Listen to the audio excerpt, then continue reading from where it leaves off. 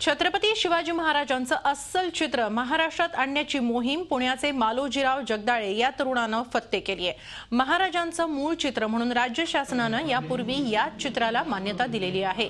या चित्राबरोबरच महाराजांचं यापूर्वी कधीही न पाहिलेलं रंगीत चित्र नेदरलँड आणि क्रोएशिया येथील संग्राहकांकडून मालोजी यांनी आणलं आहे।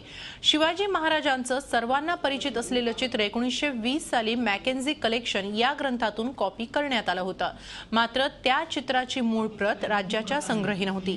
या चित्राची मूळ प्रत मिळवण्यात पुण्यातील शिवप्रेमींना यश आलंय।